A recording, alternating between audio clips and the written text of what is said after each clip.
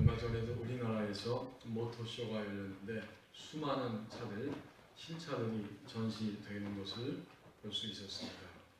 요즘은 자율주행차를 계속 실험하는 가운데 있고, 또 우리나라 차 중에도 이미 주차할 때에 그 스마트 키를 통해서 버튼을 누르면 사람이 내린 상태에서도 후진도 하고 또 전진도 하면서 좁은 공간에 차를 주차시킬 수 있는 이런 기술이 이미 나와 있습니다. 자동차를 탈 때마다 그런 생각이 들었습니다. 이 차도 죽어 있을 때가 있고 살아 있을 때가 있다.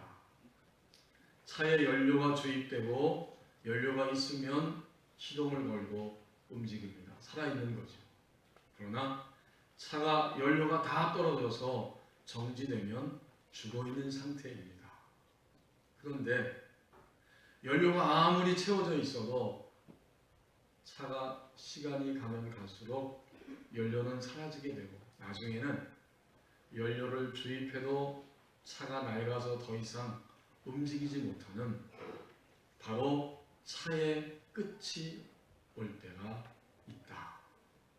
차도 분명히 살아있을 때가 있지만 완전히 멈춰서서 더 이상 움직일 수 없는 죽음의 때가 찾아온다.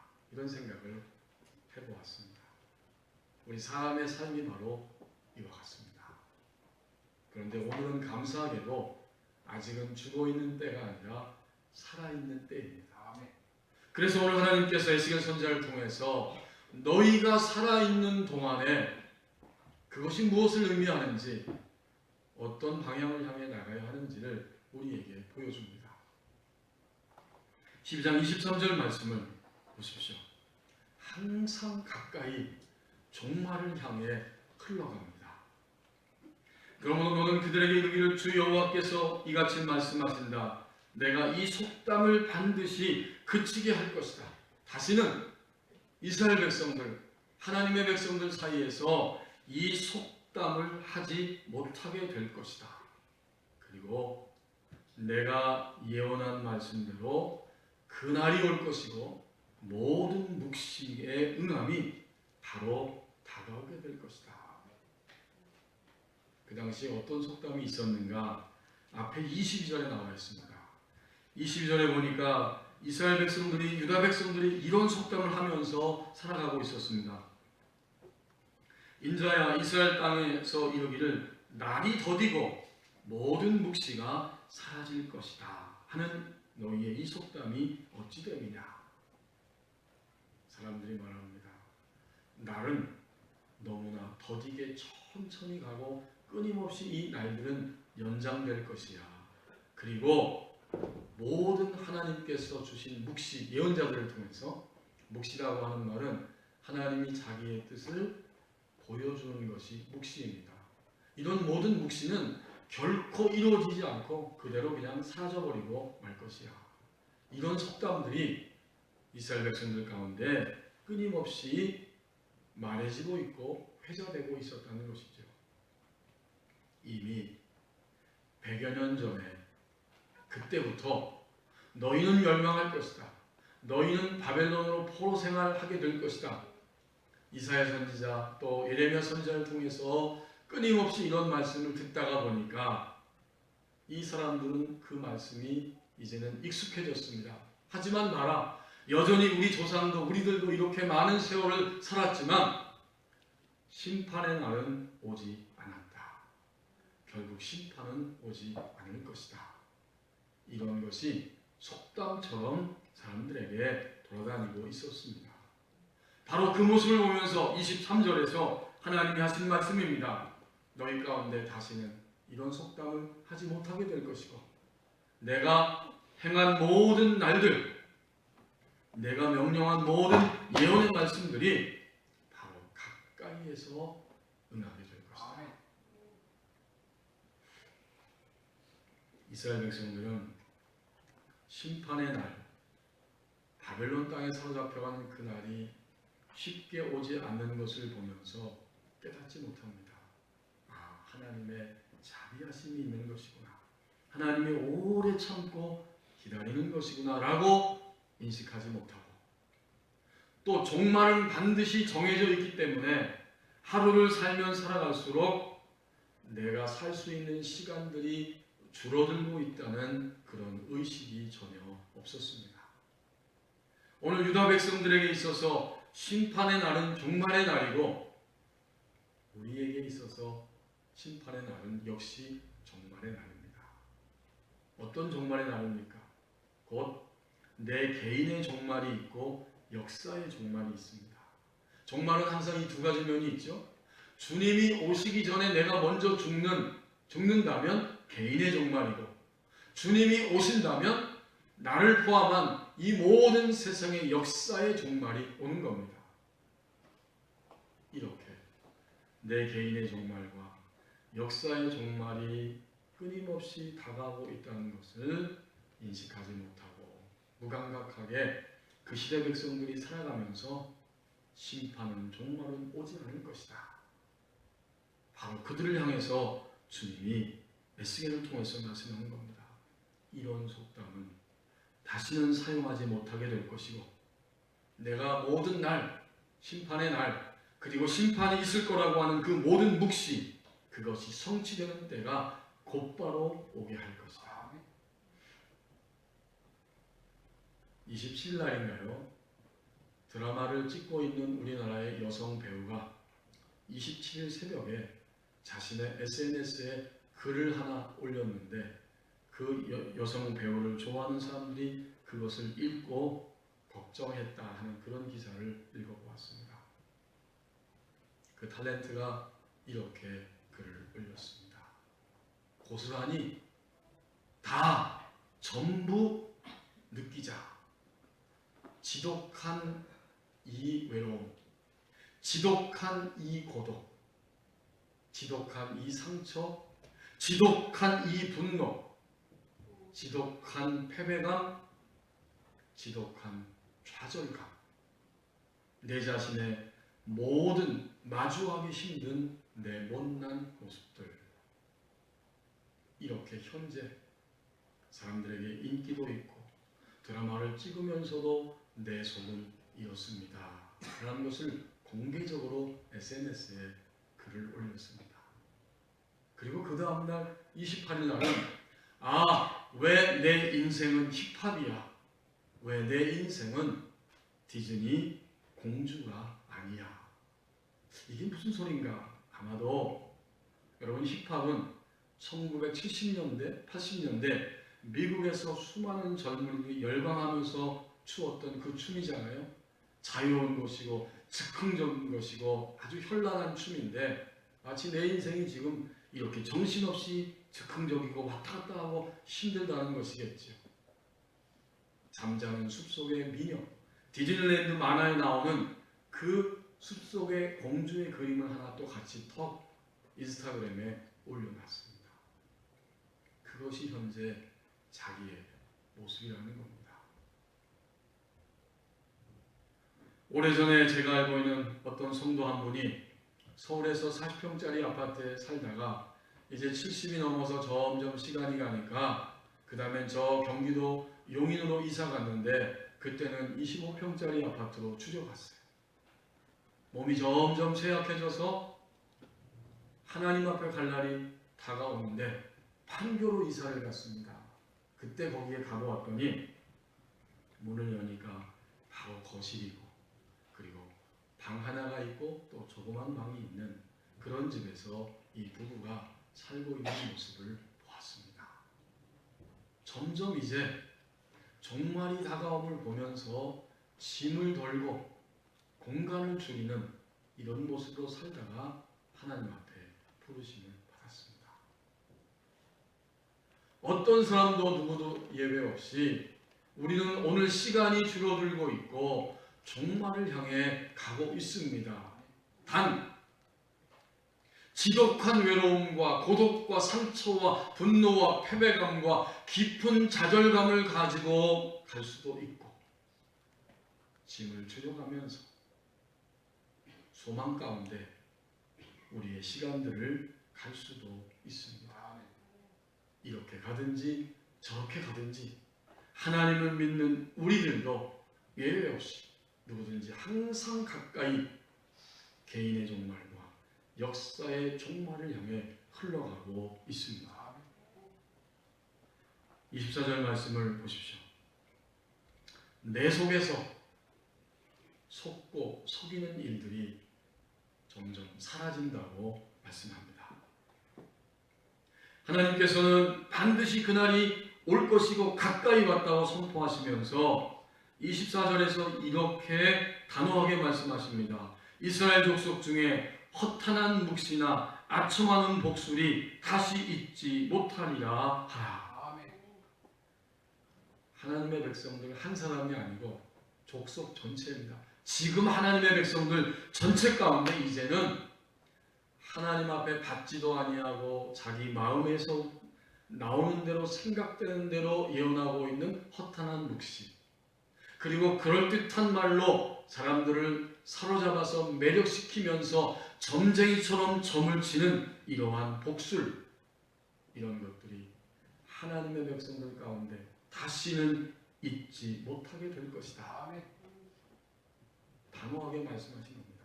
그러니까 이 말씀은 오늘을 살아가는 우리에게 있어서는 어떻게 적용이 됩니까? 주님을 믿고 주님의 백성이 되었을 때 우리가 살아있는 동안에 점점 어떻게 될 것이냐, 내 안에서 속고 또 속이는 일들이 점점 사라지게 된다는 말씀이죠.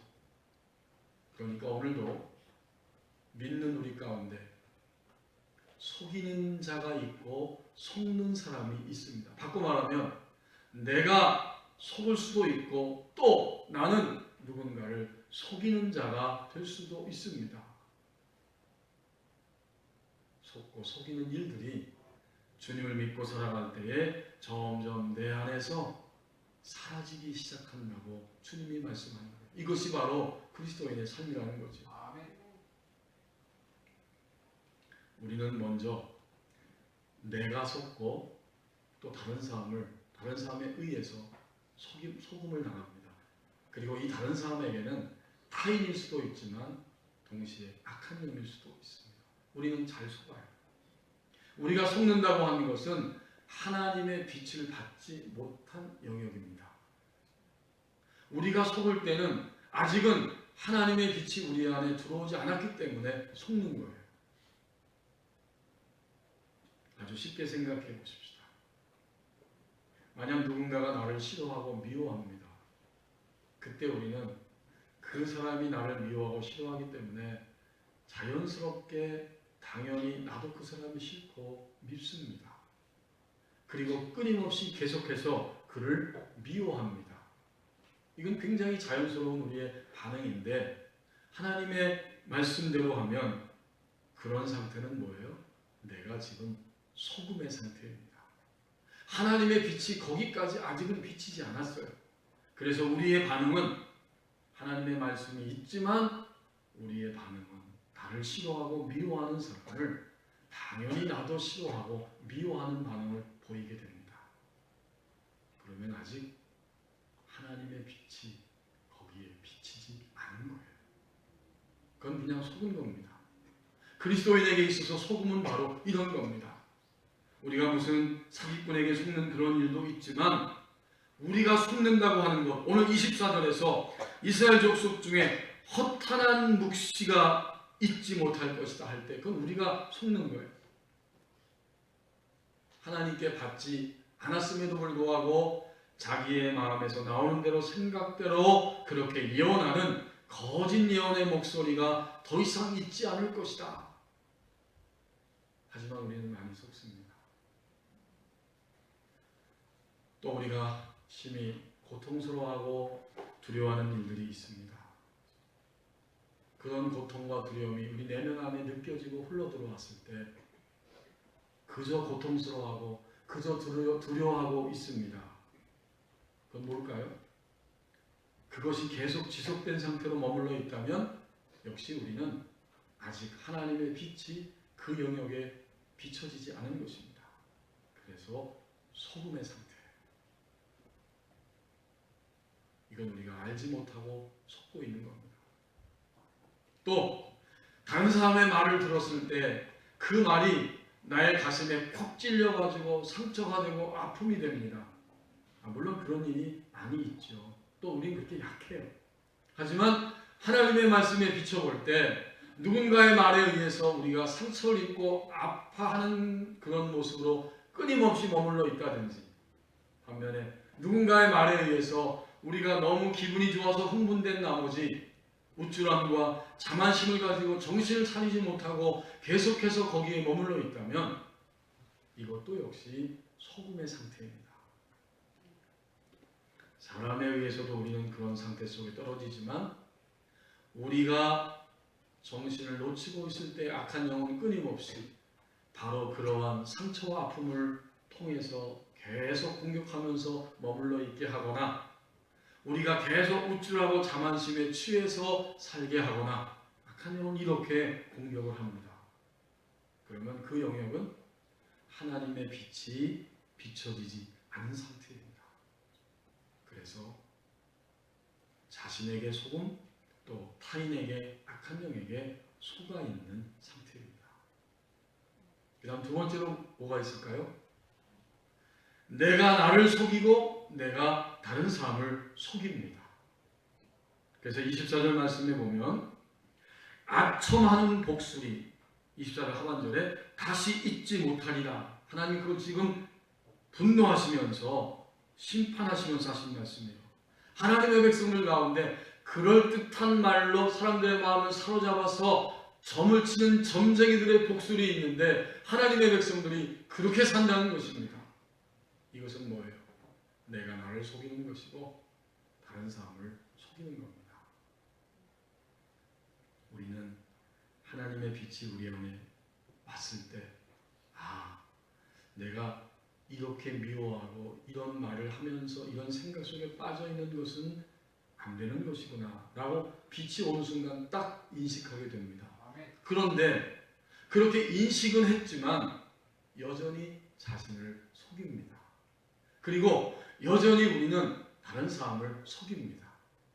저 사람이 고약하고 나를 힘들게 하기 때문에 하나님이 내게 빛을 주셔서 그를 사랑하라고 하는 빛을 우리에게 주셨지만 우리는 그 사람이 안 되기를 원하고 그 사람이 넘어지기를 원하고 또 그 사람에게 고약한 말과 잘못된 정보를 주어서 그를 쓰러뜨리게 하려고 하는 이런 생각이 있고 마음이 있고 그런 행동들이 따라 나온다면 이건 뭘까요? 빛은 왔지만 내 안에 다른 사람을 속이는 겁니다. 하나님은 우리 중심을 보십니다. 내 중심에 진정으로 저 사람이 잘 되기를 원하고 온전하게 채워지기를 원하느냐, 그런 순수함이 내게 계속해서 솟아나고 있느냐. 그래서 그를 그런 얼굴 표정으로 대하고 그런 중심으로 대하고 그에게 유익한 정보를 주어서 하나님의 뜻을 알려줌으로 그 길로 그 사람을 이끌고자 하느냐. 그렇지 않으면 우리는 그 사람을 속이는 것입니다. 오늘 24절에 이 허탄한 묵시나 아첨하는 복수는 이 양면성을 가지고 있습니다. 내가 속고 다른 사람에 의해서 악한 영에 의해서 내가 속임을 당합니다. 하지만 나는 또한 나 자신을 속이고 다른 사람을 속이게 됩니다. 기원전 460년에 출생해서 375년까지 산 것으로 기록되어 있는 그리스의 히포크라테스라고 하는 의사가 있습니다. 이 히포크라테스는 가족들이 그의 부모도 의사이기 때문에 그도 자연스럽게 의사가 되었고, 이 히포크라테스의 중요한 점은 이것입니다. 지금까지는 모든 의술의 행위가 말하자면 뜬구름 잡는 것처럼 좀 제의적인 모습이 있었다고 하면, 이제 히포크라테스는 모든 질병에는 반드시 자연적인 원인이 있다. 그래서 합리적으로 질병의 원인을 찾고 치유하는 방법을 제시했기 때문에 그를 가리켜서 근대의학의 효시라고 이야기하고, 또 그를 통해서 히포크라테스 선서라고 하는 그 선서문이 전해집니다. 의사들은 바로 그 선서문을 하고 의사의 일을 하게 됩니다. 그 선서문 가운데 일부가 있습니다. 제가 한번 읽어보겠습니다. 나는 의술의 신 아폴론과 아스클레피오스, 피기에이, 파나케이아 그리고 모든 남신과 여신의 이름으로 나의 능력과 판단에 따라 이 선서와 계약을 이행할 것을 맹세합니다. 물론 이 신들은 하나님은 아니에요. 하지만 그만큼 신들 앞에서 내가 이 의술을 행한다. 바로 그러한 마음을 표현해주고 있고 또 그는 이렇게 말했습니다. 간단하게 요약해서 말하면 나는 나의 능력과 판단에 따라 환자들을 돕기 위해 섭생법을 처방할 것이며 환자들을 위해나 비행으로부터 보호하겠습니다. 나는 나의 삶과 나의 의술을 순수하고 경건하게 지켜가겠습니다. 나는 나의 어느 집을 방문할 때 환자를 돕기 위해 갈 것이며 고의적인 비행과 상해를 삼가고 특히 노예든 자유인이든 여자들이나 남자들과 성적 접촉을 삼가겠습니다. 내가 환자를 진료하는 동안 또는 진료 과정 외에 그들의 삶에 관해 보고 들은 것이 무엇이든지 그것이 외부로 알려져서는 안 되는 것이라면 그것들을 비밀로 지키고 누설하지 않겠습니다. 이제 내가 이 선서를 지키고 어기지 않는다면 내가 나의 삶과 나의 의술에 대해 모든 사람들로부터 영원한 명예를 얻게 하시고 만약 내가 선서를 어기고 위증한다면 나에게 그 반대를 주소서. 그의 의술의 행위는 신들 앞에서 신을 대신해서 사람을 치료하는 이런 고귀한 그런 경건한 의미를 담고 있는 행동이라는 것입니다. 이 모든 것을 한마디로 말하면 뭘까요? 의사인 나는 나를 속이지 않고 환자를 속이지 않겠다. 그런 이야기입니다. 그런데 시간이 흘러가면서 1948년에 세계의사협회에서 제네바 선언이라고 하는 것을 만들게 됩니다. 이 히포크라테스의 이 선언을 현대에 맞게 그 손질을 해서 수정한 것입니다. 우리나라에서는 1955년에 연세의과대학의 양재모 교수라고 하는 분이 미국 유학을 마치고 와서 이 제네바 선언을 번역했습니다. 그 이후에 1956년부터 연세대학교 의과 대학생들, 졸업생들이 이 선서를 하게 됩니다. 이 선언을 하게 되고 지금은 대부분의 의과대학에서 학생들이 이 선언을 하면서 출발을 합니다. 그런데 이 현대의 이 선언은 조금 변형이 되었어요. 제가 한 모퉁이만 읽어보면 이런 이야기입니다. 이제 의협에 종사할 허락을 받음에 나의 생애를 인류봉사에 바칠 것을 엄숙히 서약하노라. 나의 양심과 위험으로서 의술을 베풀겠노라. 나는 환자의 건강과 생명을 첫째로 생각하겠노라. 나는 환자가 알려준 모든 내정의 비밀을 지키겠노라. 나는 의협의 고귀한 전통과 명예를 유지하겠노라. 나는 인종, 종교, 국적, 정당, 정파 또는 사회적 지위 여하를 초월하여 오직 환자에 대한 나의 의무를 지키겠노라. 나는 인간의 생명을 수태된 때로부터 지상의 것으로 존중하겠노라. 나는 비록 위협을 당할지라도 나의 지식을 인도에 어긋나게 쓰지 않겠노라. 이상의 서약을 나는 나의 자유의사로 나의 명예를 받들어 하노라. 그런데 이 현대의 이러한 선언에 대해서 비판이 있습니다. 이제 이 의사의 선언은 세속화되었고 탈종교화되었다. 더 이상 신들 앞에서 행하는 그런 경건한 신을 대리하는 고귀한 것이 아니라 이것은 인간 의사의 양심을 따라서 움직이는 것이고 더 이상 종교적인 거룩함이 아니라 전문적인 직업이 되고 말았다. 이렇게 비판이 가해지기도 합니다. 하지만 여기에 있어서도 공통점이 있습니다. 그것은 뭘까요? 의사인 나는 나를 속이지 않겠다. 의사인 나는 환자를 속이지 않겠다. 우리가 오늘 주님을 믿고 살아가는 이 날들 동안에 더 이상 자신과 육신과 악한 영과 다른 사람들에 의해서 속거나 다른 사람들을 속이는 자리에 있지 않게 됩니다. 오히려 신자는 속고 속이는 자가 아니라 생명과 진리를 향해 점점 나아가는 자가 된다고 말씀합니다. 이제 25절 말씀을 보십시오. 하나님의 말씀대로 이루어지는 열매를 눈으로 목도하는 자가 된다고 말씀합니다. 하나님이 25절에서 두 번씩 강조해주고 있습니다. 나는 여호와라, 내가 말한다. 내가 하는 말이 다시는 더디지 아니하고 응하리라. 반역하는 족속이여, 내가 너희 생전에 말하고 이루리라. 그렇습니다. 하나님이 너희가 살아있는 동안에 하나님이 하신 모든 말씀들이 이루어지게 할 것이다. 그러면서 그 당시 유다 백성들을 향해서 그리고 우리를 향해서 하신 말씀이 반역하는 족속이요.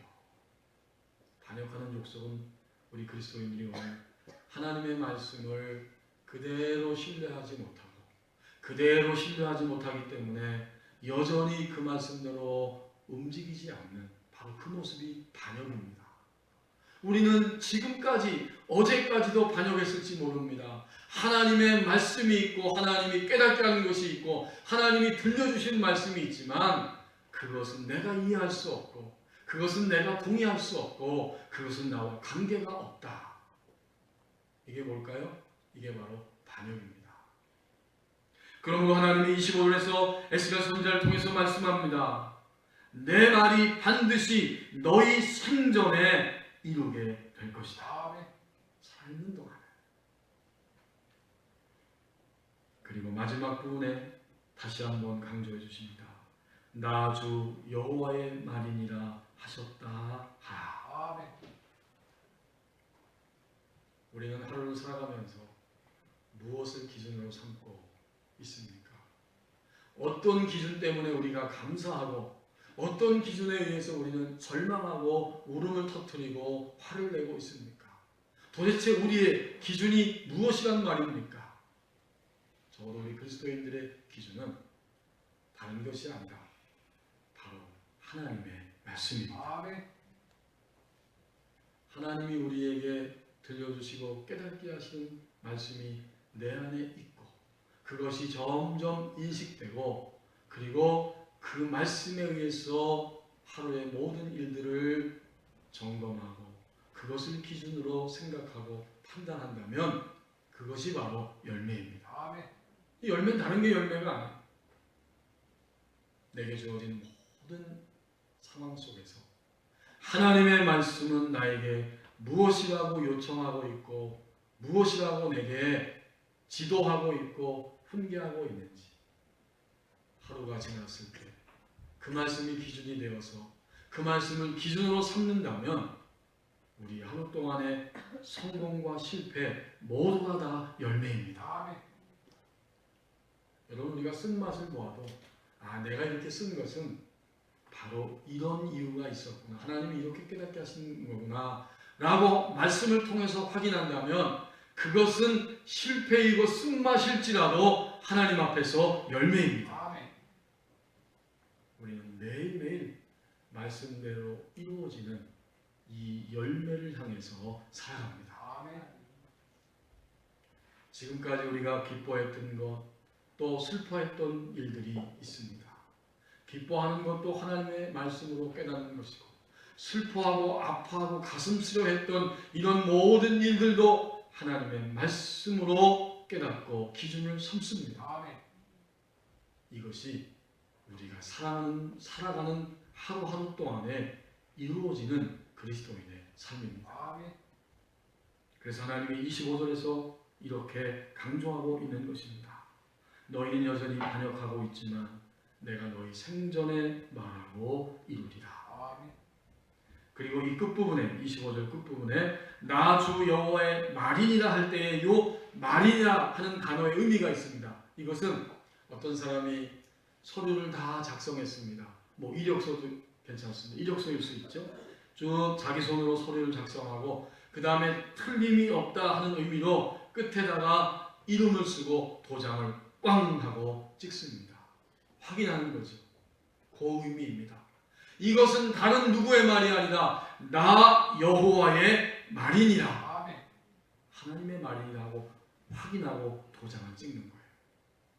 우리는 아침부터 저녁까지 하루를 살아가면서 아주 섬세한 감정이 또 여러 가지 느낌들이 그리고 우리 앞에 닥쳐오는 일들과 모든 사건들이 있습니다. 그것을 대할 때 하루를 지나가고 기준을 삼습니다. 하나님의 말씀이 기준이 됩니다. 그리고 그 말씀으로 깨닫고 인식하고 결론을 내리고 도장을 꽝 찍는 겁니다. 그런 삶은 바로 열매예요. 아멘. 이러한 열매를 매일매일 눈으로 바라보고 목도하며 살아갑니다. 아멘. 우리가 살아있는 동안에 이러한 차원의 삶을 살아가게 될 것이라고 말씀합니다. 아멘.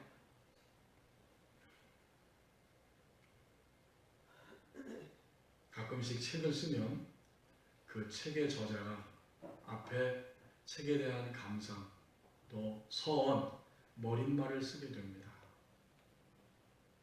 제가 가끔씩 인용하는 그 주석책이 하나가 있는데 장신대 명예교수인 박수환 교수님이라고 하는 분이 그 주석책을 썼습니다. 일생의 작업으로 교수 생활을 마감하면서 교회와 목회자와 성도들을 위해서 신약성경 27권의 주석을 써야겠다 하고 그 주석을 완성했습니다. 그리고 그분이 그 서론에 쓴 이야기 가운데 마지막 부분에 지금까지도 나를 붙잡아 주신 주님께 감사합니다.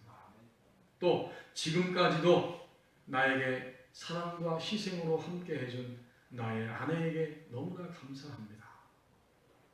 그리고 또 하나는 필자를 위하여 일생 동안 기도해 주시고 수고하시다가 지금은 하늘나라에 가 계신 나의 어머니 고 문명순 권사님께 감사합니다. 여러분 그리스도인들은 여기서 살아있는 동안의 삶을 살고 또한 이 땅을 떠나는 순간에 분명히 죽음을 넘어서 다시 하나님 나라, 하늘나라에서 새로운 삶을 살아갑니다. 아멘. 그러니까 오늘 우리는 지금 본문에서 말하고 있는 내가 너희 생전에 우리는 지금 이 지상 생애를 사는 것입니다. 그리스도인에게 죽는 때는 그래서 결국 없습니다. 지상 생애를 살다가 영원한 생애를 살게 됩니다. 문제는 어디에 있느냐? 지상 생애를 살아가는 여기에 이 날들 가운데 있습니다. 아멘. 지상 생애를 살아가는 동안 우리는 항상 가까이 종말을 향해 흘러가고 있다는 사실을 인식합니다. 내 안에서 점점 내가 속고 다른 사람들을 속고 속이는 일들이 사라지게 된다고 말씀합니다. 마침내 하나님의 말씀대로 이루어지는 열매를 우리 눈으로 목도하는 자가 된다고 말씀합니다. 아멘. 기도하겠습니다.